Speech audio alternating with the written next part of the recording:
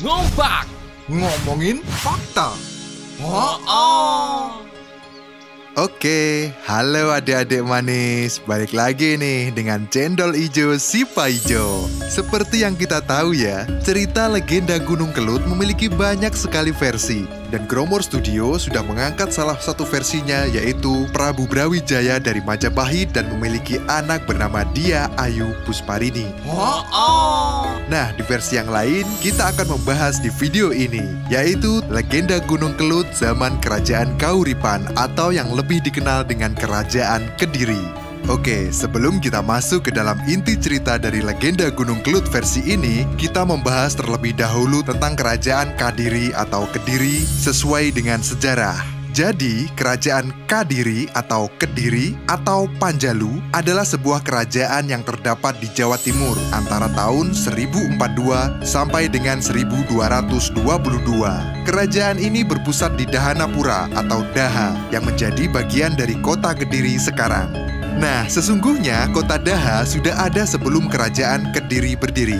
Daha merupakan singkatan dari Dahanapura yang berarti kota api. Bukan negara api yang ada di Naruto loh ya. Nama ini terdapat dalam prasasti Pamwatan yang dikeluarkan Airlangga tahun 1042. Hal ini sesuai dengan berita dalam serat calon arang bahwa saat akhir pemerintahan Airlangga, pusat kerajaan sudah tidak lagi berada di Kahuripan, melainkan pindah ke Daha.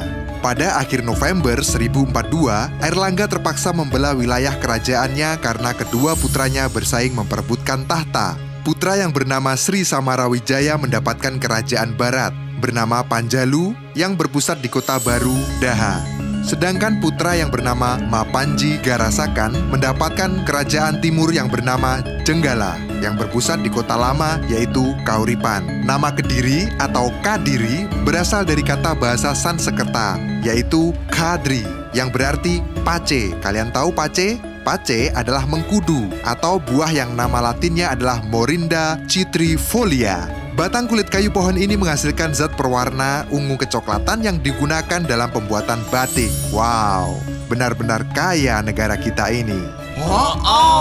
Nah, kembali ke pembahasan Gunung Kelut, cerita ini dimulai dari Prabu Airlangga memiliki seorang putri bernama Sanggrawijaya Tunggadewi. Dia adalah pewaris tahta Kauripan. Namun, dia memilih untuk mengundurkan diri dan menjadi pertapa yang bergelar Dewi Kilisuci. Tokoh Dewi Kilisuci juga terdapat dalam cerita Panji, dikisahkan sebagai sosok luhur yang sangat dihormati.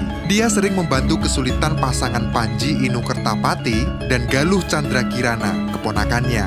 Nah, suatu hari, Mahesasuro atau biasa disebut Lembu Suro, seorang adipati dari kerajaan tetangga datang untuk melamarnya. Wow, Lembu Suro adalah seorang yang sakti mandraguna. Kepalanya berbentuk kerbau, sedangkan badannya ke bawah berbentuk manusia. Dewi Kilisuci sangat sedih mendapat lamaran Lembu Suro. Kemudian, Dewi Kilisuci membuat permintaan kepada Lembu Suro atau istilahnya syarat untuk Lembu Suro kalau tetap ingin mendapatkannya. Dewi Kilisuci ingin dibuatkan sumur raksasa dalam waktu 1 malam. Lembu Suro kemudian menyanggupinya dan berangkatlah si Lembu Suro untuk membuatnya. Sumur raksasa pun tercipta berkat kesaktian Lembu Suro. Wow, namun Lembu Suro jatuh ke dalam sumur itu. Para prajurit Kediri atas perintah Dewi Kilisuci menimbun sumur itu dengan batu-batuan. Timbunan batu begitu banyak sampai menggunung dan terciptalah Gunung Kelut. Ada kisah lain yang menceritakan juga bahwa arwah Lembu Suro pun akhirnya tahu kalau dia dijebak. Dia pun marah besar. Dia menyumpahi Dewi Kilisuci dan rakyatnya. Maka Dewi Kilisuci dan keturunannya melempar 7 intan ke dasar sumur atau kawah. Namun yang dilakukan Dewi Kilisuci selain itu adalah dia melakukan sebuah pertapaan di sebuah gua yang sekarang dinamakan Goa Selomangleng, sebuah bukit di kaki Gunung Klotok. Bahkan dia rela untuk tidak menikah demi menyelamatkan rakyatnya dari mara bahaya. Dan hingga akhir hayatnya dia bertapa di gua itu demi rakyat. Wow, amazing. Dewi Kilisuci juga terdapat dalam babat Tanah Jawi seperti Putri Sulung Resi Gentayu Raja Koripan. Oke teman-teman, itulah berbagai versi dari cerita Gunung Kelut dan juga beberapa versi yang lain dari sosok Dewi Kilisuci. Terlepas dari semua versi tersebut, banyak pelajaran yang bisa kita ambil teman-teman. Salah satunya yaitu mengajarkan kita untuk selalu menepati janji yang telah diucapkan. Dan janganlah sekali-kali mengingkarinya karena akan merugikan orang lain. Nah, cukup sekian untuk pembahasan kali ini. Saya Cendol Ijo Paijo undur diri dan sampai jumpa. Matur suwun. Ngomong fakta. Oh.